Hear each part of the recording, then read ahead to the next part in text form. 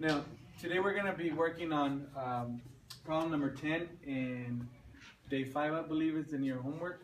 Might be day 4, I don't know. But day 5 or day 4, problem number 10, requires you to find the probability of a dart falling within this region. Okay? Now, there's several things that are going to happen here. First of all, you're calculating area, and then you're calculating probability because that's essentially what the question is asking.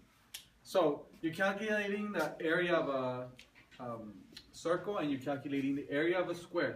Okay, the area of the circle is represented by area equals pi times radius. Okay, I usually like to say radius times radius, although it's pi r squared, but it just sticks to me better. And whenever I'm trying to solve for area of a circle, it's a lot easier for me to understand it like that. Okay, but radius times radius is the same thing as radius squared. So the radius is 3, so area equals 3.14 times 3 times 3. Okay, area equals 3.14 times 9. So then you actually solve that one out, and then while they're giving me the answer for this one, I'm going to calculate the area of the square around it. Now, somebody asked me, well, Mr., that doesn't give you the distance. And I said, well, yes, it does, because you have the radius, which is half the distance from here to the edge.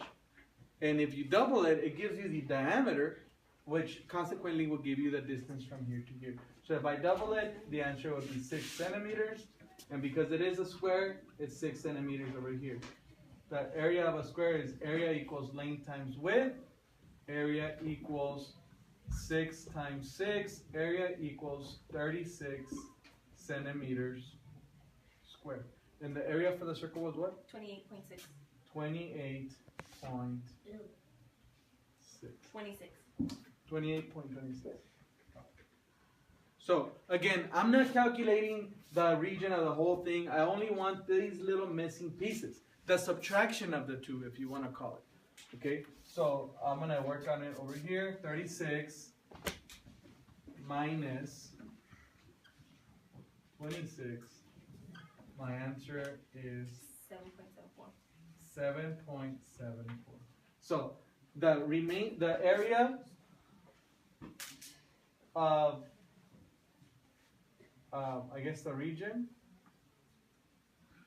is 7.74. Now, yeah, that is the subtraction of the two. Very easy, but it's asking you for the probability. Okay, the probability of that region in comparison to the total. So it's 7.74 out of